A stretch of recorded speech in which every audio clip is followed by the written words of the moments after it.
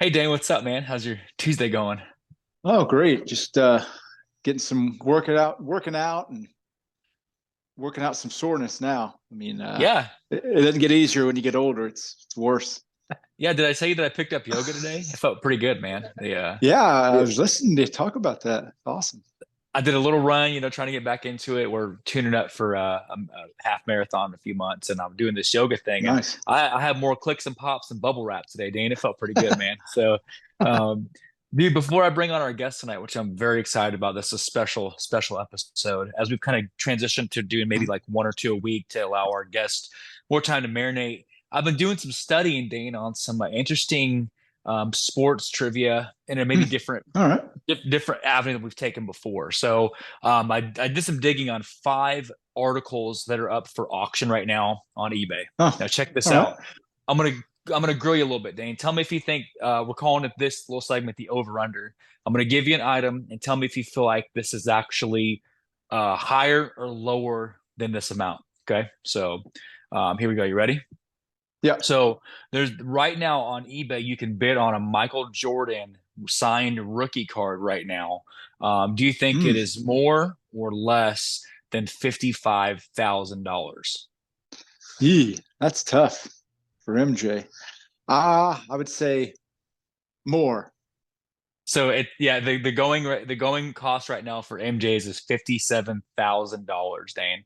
57,000 for a signed rookie card. Crazy, huh? So yeah. Second one, Dane, tell me what about this. So right now you can actually bid on a Babe Ruth signed baseball, a Babe Ruth baseball.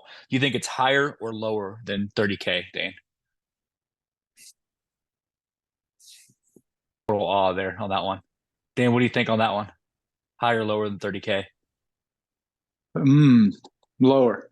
Let's go lower. $25,000 for Babe Ruth one, man. Two couple more on these. Brett Favre right now has a pair of Brett Favre ankle wraps up for sale. Do you think it's higher or lower than $600? That's got to be lower. There's no Five way. ninety, 599. And last All one. right. Yeah, last one. So you can bid on some Shaq game worn shoes, more or less than $1,500. Game worn shoes? Game worn. Probably more. More, I would Nope. say. Nope. That shocked me too. Ah, 1465 is the going rate for Shaq game worn man. shoes. So Hmm. anyway, this little segment, we always kind of try new things, man. So there's a little something, Dane. You did pretty good. You got two for four. You okay? So I'm definitely not letting you bet on anything for me, man, because I don't, So tonight's guest, as you guys know, we are huge fans of this gentleman and what he's been doing. Coach Pollock from the Colorado Buffaloes, him and his staff, and Coach Prime doing a great job. They came out of the gate swinging hard, man, and making moves in the Pac-12, doing a great job turning the program around, having a much better winning season, and they're not done yet. To kind of just getting going, and it's really No. they have reinvigorated this program. Coach Yeah. Pollock has some amazing content. I don't usually, Dane. It's funny that you and I do podcasts outside of watching Scott's. I don't watch a lot, but I watch Coach Pollock all the time. Yeah. Here's a little look at both of his right here, and that's the whistle, and that's the pregame show. Coach Pollock is amazing. Like the way he Yeah. breaks down. I'm pretty sure he's got a future in commentary way down the road after he retires. I'll see him on Monday Night Hey. Football or something. So he's a great guy. So I'm Yeah. gonna get into it, not waste any time. Bring on our mentor and our friend, Coach Pollock. Coach, how you doing, my friend? Man, great. I'm doing great, Josh, and great, Dame, man. I'm glad to be here with you guys. I've been looking forward to this. We've been kind of talking back and forth for a little while Yeah. about this. I've been looking forward to tonight to get to see, what we get to talk about and have fun with this. Yes, sir. Awesome. It's a, Thank you it's for an your honor. time. Yes, Yeah. sir, Coach. It's a true honor. Like I said, I love watching what you do. I love the breakdown. I'm hooked on your show. I need you to go ahead and do like a million more episodes during the off season because that's my favorite content right now. You guys are a tag team tandem, man. So I love the way you do it. So Lucky, I got some good people. Coach Yeah. Hart's my partner in crime, and then Uncle Neely, he kind of puts the show on for us, and man, he takes care of us. And he, posted on his channel the pregame show, and then I put it on my channel, Coach yeah. Pollock CU, and Mhm. we've got a lot of good feedback, and it's been a lot of fun to do. We were talking. I showed my daughters, Coach. You were talking about how much you're giving respect to Travis, but you're like, now Travis, I got to go ahead and say this because you wanted the spotlight. Now you're going to get it. It was just neat the way you broke down stars and how it's true, man. If you want the spotlight, you kind of got to take the good and the bad. So I Yeah. like it. We'll save some more of that for a little bit later, man. But Coach, we've got some questions for you that Dane and I are going to dive into. So I'm going to take the lead on this one.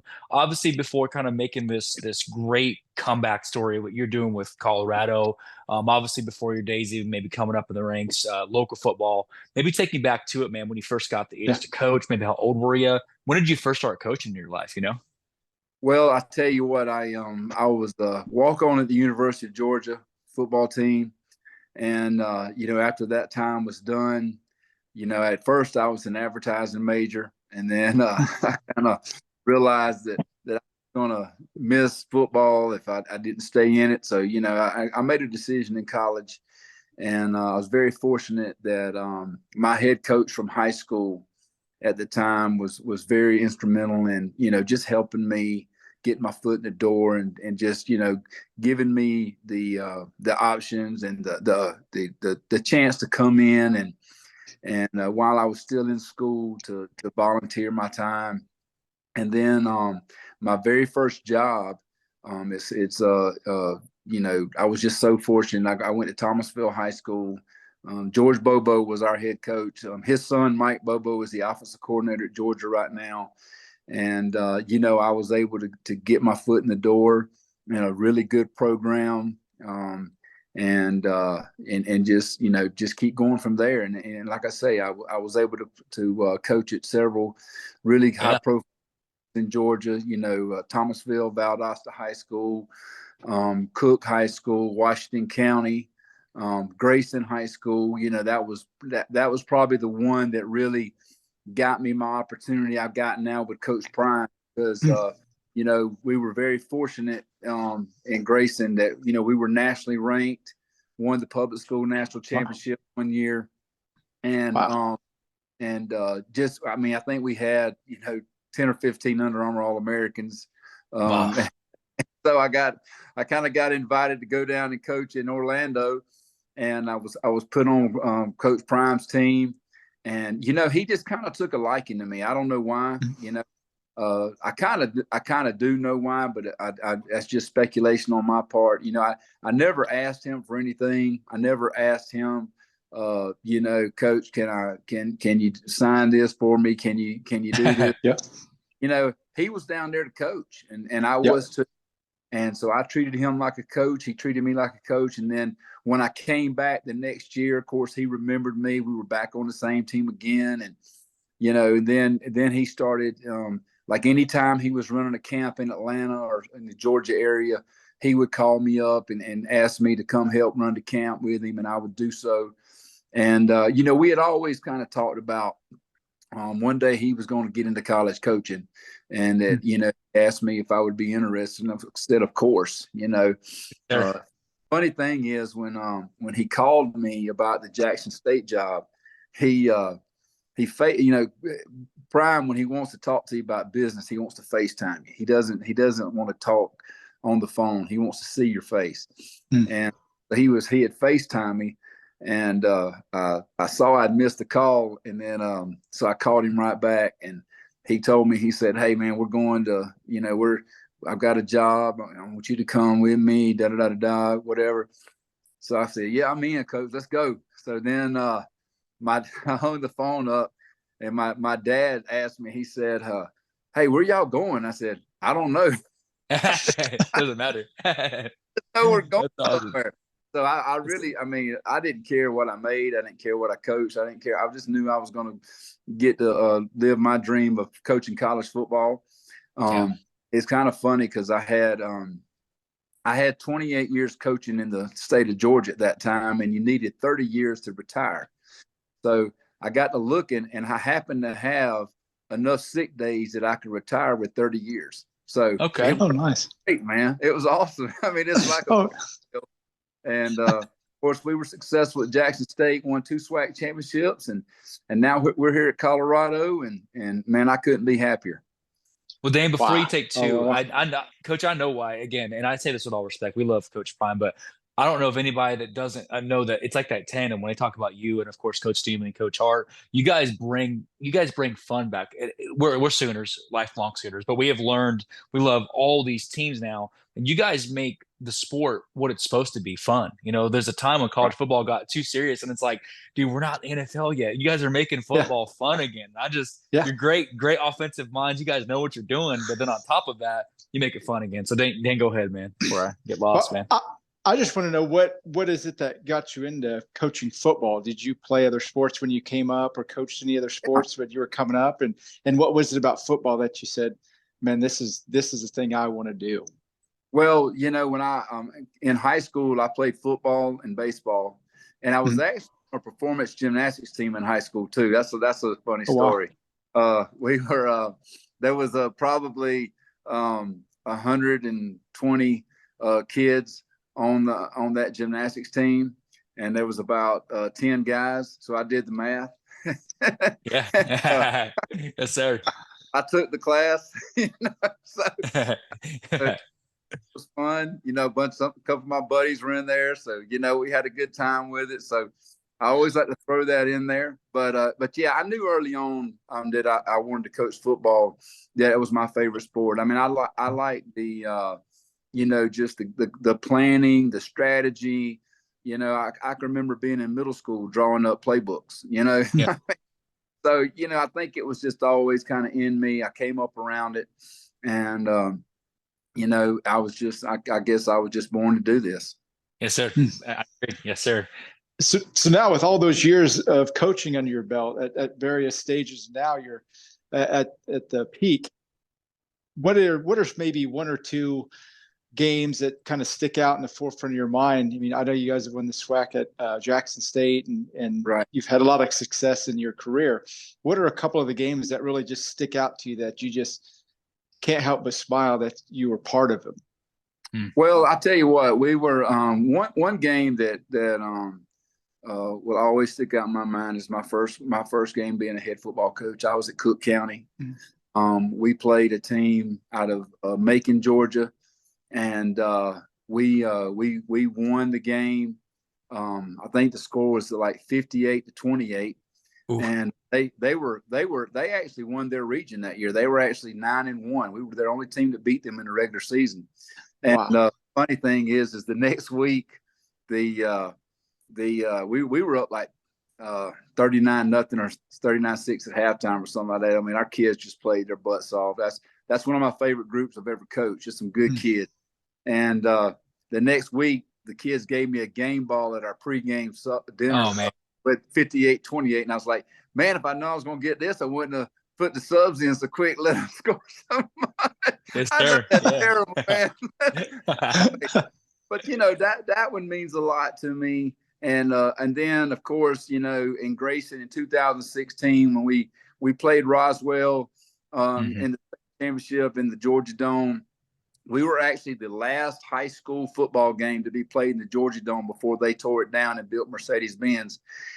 And it was it's funny because Malik Willis, who's in the NFL now, was the quarterback for Roswell. And so we were down like 17-7 in the fourth quarter, and we come back and won in overtime with a field goal. Wow. So memorable game in the Georgia Dome for me. And then getting to Jackson State and my very first game coaching Edward Ward. We played at NIA school, Edward Waters, in the first game, and of course we were a lot better than they were, but still it was my first experience coaching college football. It was a great crowd, and then winning the SWAC championship 2 years in a row. Those were great moments. But I tell you what, one that's definitely top 5 of mine, probably top 3 to be honest with you, is our win against TCU this year. Yes, sir. Yeah. Go down there to Solid Fort Worth. team. Nobody gave us a chance. I think we were 21-point underdogs, and everybody was, doubting us. And for us to go down there and win that game against the, team that just got finished being the, national runner-up, that feeling. I mean, just, the number of people that had reached out I mean, when I walked off that field and went to the locker room and picked my phone up, I mean, there was probably 200 messages already.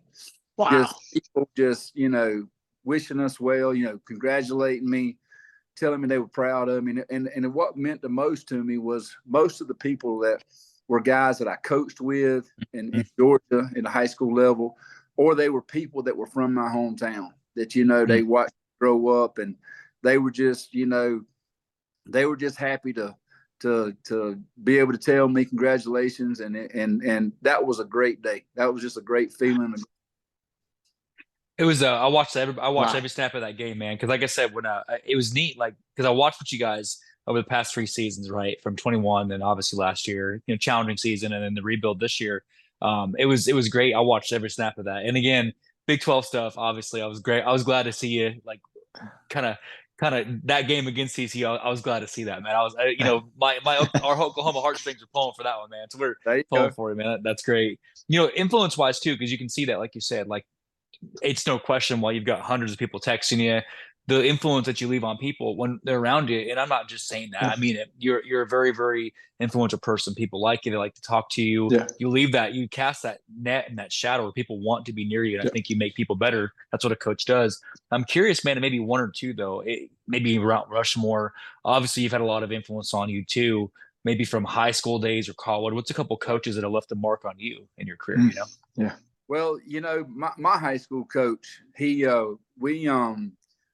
had two high school coaches. One of them, we changed coaches between my junior and senior year. And Coach Taylor was Tom Taylor was my high school coach until my junior year. And then Jack Johnson was my high school coach my senior year. And Coach Johnson really, to be honest with you, he was the most innovative coach I've ever been around. I mean, we were in the late 80s. And we were running mesh and bubble routes and shallow crosses and things that people they didn't even know how to cover that stuff. Yeah. And yeah. We had struggled a little bit my junior year going 4-6, and heck, he got there, and we went 10-2 and my senior year, and he really influenced me. Also, our defensive coordinator off that team, Bill Lucky, what a great influence he was for me as well. And just motivate me to go into coaching. But now once I got into coaching, I would say that Rick Tomberlin, who he's a well-known coach, got over 200 wins in the state of Georgia. He coached Robert Edwards and Takeo Spikes at Washington County, amongst Coach Randall Godfrey at Lowndes County that played for Dallas. He's really been a guy that I've always been able to count on. He hired me a couple times, and he's always on my resume as far as a reference. Another guy that is really means a lot to me. He brought me to Grayson High School. Was Mickey Kahn. He is the co-defensive coordinator at Clemson now. I think he coaches the safeties.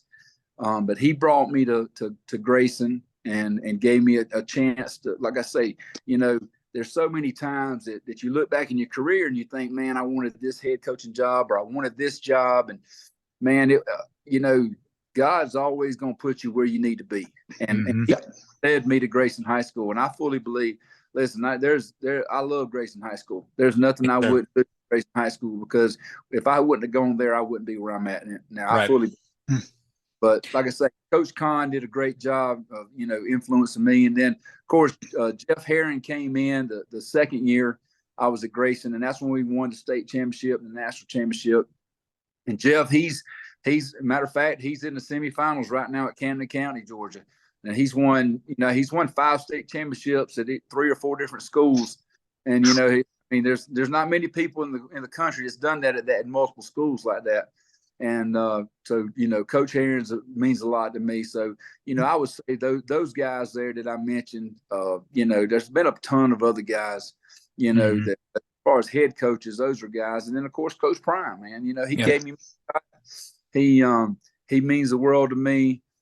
He's like a brother to me. And he, I have a ton of respect for him and the way he handles his business and the way he runs his program.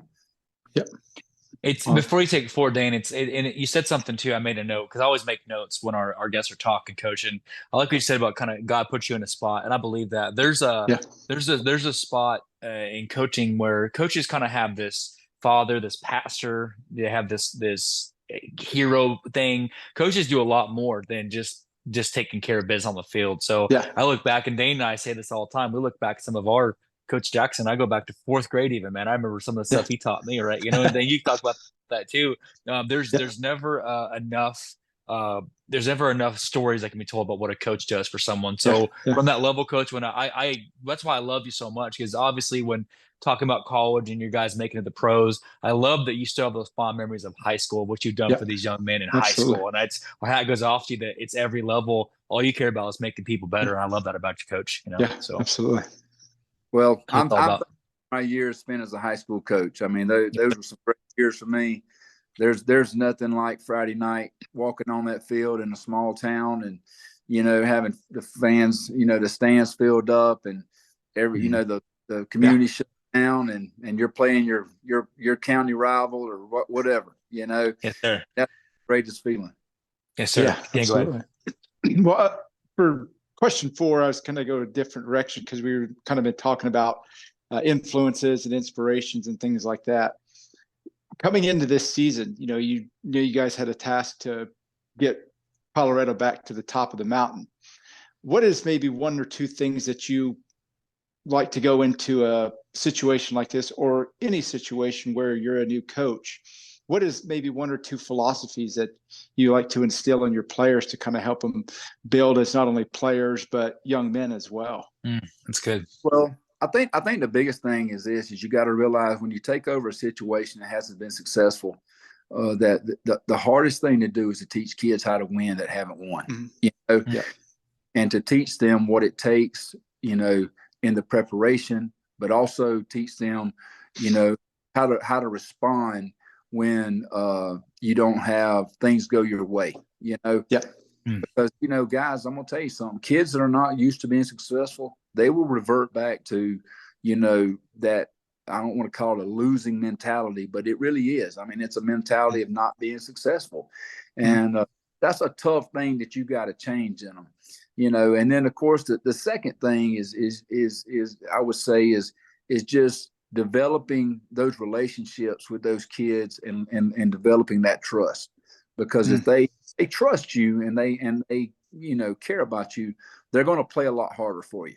So that's a big deal that you've got to go into, because like I say, they got new coaches coming in, they got new players coming in, and they just got to get to know you, and you got to put your best foot forward with them and let them know what you're stuff like that. It's definitely clear that you know what you're doing, man. When you're coming in, and again, you know this, and Dana and I know this from our years of coaching. We did a lot more on, like the 12 to 14U level, but we know that it takes a village to raise a team, and that's something that I see. You guys are.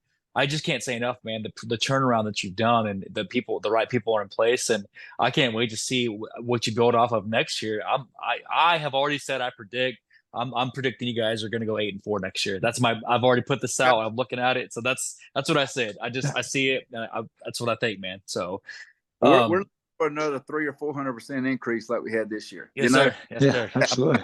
A great season, and I'm telling you, man, it was fun to watch. And I found myself, Dane and I were like, we'd be sitting there because we always compare notes. Like, you see that play, like we're different cities at that time. We're like, yeah, you see that play? I'm watching the game, man. So anyway, Coach, we're going to transition to a segment that we're known for. We're going to crack you up a little bit. We have some things that we do on this show. We have a couple of marquee segments. So we're actually going to hit you with a double type. We're going to hit you with something that's called Truth or Dane. And we're also going to hit you with rapid fire. We actually wanted to kind of give you a little double up tonight. It's about 10 questions, Coach. So the first 5, I'm going to explain this to you. Dane and I, this is kind of meant to make you laugh. We're going to bet on what we think you're going to say on all of these, on the first 5 and the second 5. But Dane and I are notorious for saying certain phrases, like you do, like Coach Prime does, like Coach Neely. Right. Everyone kind of has their catchphrases. So just off the bat, even in the little time we've been able to kind of get to know you, we want you to try to guess on which one of us you think says these phrases. We're going to flip the script. You got to tell us which one of us says this phrase on a regular basis. Okay? So you ready? So first one, in Truth or Dane, because Truth or Dare was taken. So who's more likely to come up to you and say, psych? Who'd you have? Josh. Nope, that's Dane. That's a Dane. Oh. That's a Dane original. He'll do it on the field and walk up. He'll walk back past the players, and every game they get a psych. So Yeah, I'm a product. Dane- I'm the Dane product must of the 1980s. Man, must be an 80s baby. yeah, he is Yeah, absolutely. I'm a product of the 80s. Praise. So, who says this one? Before I fanboy out, who's more likely to say that phrase? Before I fanboy out, let's see. I'm gonna go with Josh again, man. There we go. Yep, that's me. That is definitely me. I got you on that one. So, we're 1 for 1, Coach. Next one, I am giddy beyond words. Who's more likely to say that, Dane or me? Josh. Oh, dude, Dane. We're rocking him tonight. That's a Dane original, Coach, right there. Oh, man. So, yep. So I got another one for it. Who's more likely to say, as you're perfecting your craft? Would I say that or Dane say that? Oh, as you're perfecting your craft. Yeah, And what these it- are things. These are catchphrases our fans have sent us that we say. We're like, we didn't even know we said this stuff, you know? Yeah, So. Josh says that. I think Josh. No, says that's Dane. Dane, Man. Dane. I am making Dane Man. look good tonight. So you're good, Coach. No, that's okay. That's the little thing we do called Truth or Dane. Now, Coach, we're going to transition to a little segment that we're known for. It's called Rapid Fire. So this is part 2. We're gonna really crack you up. So, Coach, these 5 questions. Let me preface this. Imagine that reality doesn't exist. Celebrities can come back to life that are passed away. Anything's possible for this segment. Now, this segment, there's no wrong answer. You go with which one you like better. There's no wrong answer. We're just kind of doing a Rorschach test, and me and Dana bet on what we think you're going to say for these questions. Okay. So here we go. They call you up, say, "Hey, Coach, next year you make it to the championship," and all of a sudden they say, "Look, there's no more footballs. Footballs have been deleted from the earth. There is no more footballs. So you have to play this game, and you have to call the game, make it happen, either using a hot potato as your ball or a cornhole beanbag as your ball for the entire game. Which one are you going to go with?" cornhole beatbag. Let's go. I had you for that one, Dave. Did you have that one, Dave? Oh yeah, it's Gotcha. the hot game now. You can do so much. You lost us. Well, I've been playing the game. I've been so upset. I've thrown that thing 50 yards. Let's go. And it's a first down with a beat. I love it. First down with a beanbag. Next question, Coach. Obviously, as we're going to say your career progresses, and we're going to say 20 years down the road when you get into commentating, right? You're going to be commentating well after you're done coaching, and 2 sponsors say, "Hey, we'd like to sponsor you, Monday Night Football or something like that." You're doing that. They say, "Hey, we'll give you a sign-on bonus. All you got to do is get our logo tattooed on your face, Post Malone style. Get that tattoo right there." You can go with Hot Cheetos tattoo right there, or you can go with the Kraft sliced cheese tattoo. Hot Cheetos, Kraft cheese. Which one are you going with? Oh, hot Cheetos. Let's go. I am crushing it. 2 for 2, Dan. How about you? Now I had the cheese. Okay. I just kind of picked in the dark there. So, Coach, we're taking you back to the 80s, back to one of your first teams, kind of just as you kind of getting your feet wet in the coaching thing, right? Kind of just early on in the day, late 80s, early 90s. And they say, "Hey, we're going to let you have one of these 2 celebrity singers be your quarterback for the season. You bring them, get them into shape, get them in all that. You can actually have Oates from Hall & Oates step on the field and be your quarterback for the season, or you can take Billy Idol as your starting quarterback for the season." Oates or Billy Idol, who are you going with? Oh, we're going with Billy Idol, man. Come I on. had you. I am 3 for 3 on this, Dane. How about you, man? Oh yeah, Billy Idol. There's no Yeah. other choice. You Even just if see there you're was, kind of running out. Yeah. oh yeah, even if there were 50 just choices to make, Billy Idol. He's still the choice. Let's Exactly. go. Let's go. 2 more on these. So they flip the script and they're going to say, "Hey, Super Bowl 2024, you're called up to kind of be like, I don't know, kind of a hype man. They want you as a part of the Super Bowl halftime show." And they say, "Hey, you can actually pick one of these 2 legendary singers from the past who we love both. They come back to life, and you can sing a duet with them. You can either do the halftime show, which we love them both, with Elvis or Jimi Hendrix. You can be a part of either one. Who are you going to go with?" Listen, my mom would kill me if I didn't pick Elvis. Let's go. The king. They're both great. We love them both, but it's like, That's right. you know what I'm saying? So no wrong answer. My uncle would like Jimi Hendrix, but my mom would want Elvis. So hey. Oh yeah, you gotta please mom. No matter That's what. right. Love it. So check this out. Last one, Coach. We do this. This one comes up a lot. So much like Space Jam and Mighty Ducks, things like that, you're going to be in a movie that comes out in 2025. Very similar to the Space Jam thing. You're going to take a set of cartoon characters and you're going to take them to the Super Bowl, much like they do in the Space Jam format, but you're football. You're a coach and you're doing it in football. you can take the cast of The Simpsons or the cast of Futurama with you in your movie to coach them into making them a Super Bowl worthy. Which one are you going with? We're going with The Simpsons, man. 5 for 5. Let's go. I crushed it. Dane, did you have that one? No, I was going with Futurama on that. Let's go. All right, man. So, Coach, thank you for that, man. It's just a little segment that we do every kind of episode called kind of rapid fire. Appreciate you being a good sport. Okay. Love it, man. Thank you. Dan, go ahead, man. Yeah. On this last segment, Coach, we call it open mic. We have a lot of younger listeners out there that look up to you and all the athletes we bring on, to one day be either be coached by you or play like the athletes they admire. What we ask is to see if the guest would have any maybe words of wisdom for them, to help them on their journey, maybe a philosophy that you've carried or a mantra they can maybe carry with them to take them to the new heights that they hope to reach. Is there something you can kind of leave our younger listeners to help them on their journey? Well, I'll tell you what, the biggest thing to be successful is consistent.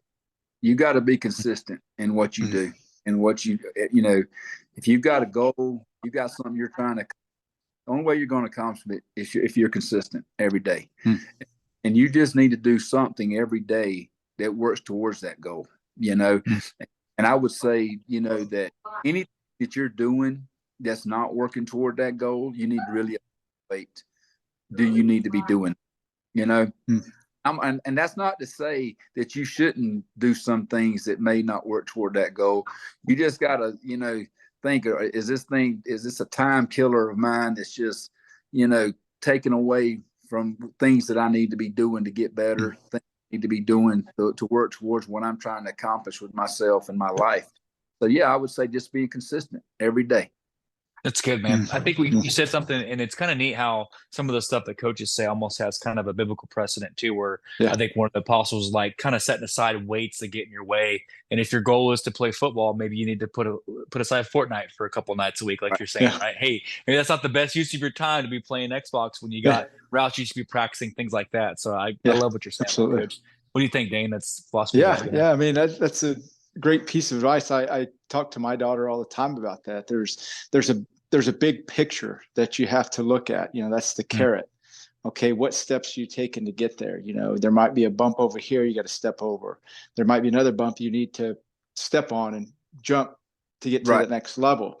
So there's always something, like you say, with consistency. Always think of it that way. There's a great message that every young player or even young musical artist needs to hear. Keep working at your craft and you'll reach it. Right. That's good, Coach. Yeah, Coach, I love how you're equally as wise as you are entertaining, man. You got this dichotomy going, man. So it is a privilege, Coach. We always know that and your life is extremely busy. It's an honor. Like I said, when we did this, we wanted to make time and do it right. So we appreciate you giving us this honor to meet you and have you on the show. Okay. So, well, guys, I've enjoyed it, man. I'm glad I got to come on. Hey, I'd love to come back on and talk with you guys again. Maybe we can get me and Coach Hart on here, because I actually, when you said that, Coach, I meant it. I meant to say we do want to make it the first of many. Definitely a recurring thing. Don't hesitate. I mean it when I say we actually also have a lot of guests that come on. I think it'd be great to have you and Coach Hart come back, and all of y'all to come back and help us guest host. We would love that if you'd be open to it. Absolutely. Great. Man, I love that. Well, Coach, it's an honor. We will make that a point. Once on, you're kind of an alum, so it'll be the first of many. We look forward to watching every game you do. We'll be shouting alongside from the stands and just watching you play all season. Okay, so absolutely. Well, hey, man, we probably got the worst non-conference game opener for next year. Getting ready for North Dakota State. So, I mean, it's one of those games where we're already thinking about it and what we got to do to be ready. So everybody tuned in and ready to see them Buffs get after it again. Absolutely. Yes, sir. We'll be watching and rooting for it, and I'll make it a point, Coach. We'll get this out to the world as soon as we can, but over the next month or two, let's have you and Coach back and let's make it a recurring thing. Okay. So that'd be great. You guys, in closing, don't forget to check out Coach's show. Obviously the pregame show, obviously the whistle is amazing. I'm telling you guys, if you need good content that like actually makes you think, but it's also entertaining, we'll drop the links. Go check it out. This is the stuff that y'all need to be watching. It is one of my favorite shows. Like I said, I told Coach I binged the whole thing, and I just can't wait for some more content, man. So, all right, Coach, we'll catch up, man. We love you. Take care, and we'll have Yeah, a Merry Christmas, and we'll be in touch very soon. Okay. So, absolutely. Guys, Merry Christmas to y'all. All right, Merry yes, Christmas. sir. Best of luck. Take Thank you. care, Coach. Yes, sir. Appreciate So Dan, I'm telling you, man, I love that guy. He's so kind, so wise. There's a presence about him too, where it's just he don't meet a stranger, and he'll give you good sound advice. What'd you think of him? Yeah, yeah. I mean, it's great to meet people that do things at a high level. They put things in a way that they're not only easy to understand, but as they're talking, they're painting a picture, and you can just follow right along with them. It's easy to talk to people like that. They have so much knowledge, and they know how to convey it to the person they're speaking to. So I love talking to people like that. And, no wonder he's been so successful. He's so engaging, and I felt like I've known him for 10 years after that conversation. When he called me, it was so neat thing, because you know how we've been very blessed when we say that to do the show. Yeah. I sent out the field where I said, "Hey, Coach, we would love to have you on. We're honored by what you're doing. We're lifelong Sooner fans. We're realizing that's a big world out there, and there's a lot of great coaches that we want to share these stories." He says, "Hey, what's your number?" He called me back the next day. "Josh, what's up, buddy?" And he talked to me for like 20 minutes. Like, you don't even know, and we sparked a friendship, and that's what he does.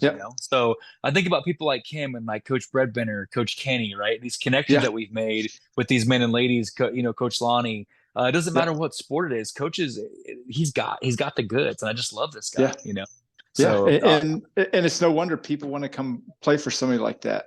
Yeah, and they're successful under him. So he's got that it, like they say. Yeah, as a Sooner fan, I got no problem rooting for him though, man. Like I said, I love what he does. I love what he stands for, and I keep coming back to. I love how much he said these young men, and he kept talking about his high school days, and that to me means something to me, because he's not talking about, and he's successful, and he could probably coach the NFL. He's talking about what matters, because a lot of times you spend more of your developmental years in high school playing, and what they've done to help these young men just become NFL players, right? You can see the twinkle in his eye about what he's helped somebody else do. He's made his way. He's played at Georgia. He's been very successful. What he cares about is helping others. So paying it forward. I mean, that's what our show. That's what we started out with this show. That was our philosophy in it. So to have him on and have him speak in that manner is great to hear. The world's a better place with a minute. So wow, great job, Coach Pollock. It's a true honor, man. We love you, man. We're so thankful we got to meet you, and show the world to you.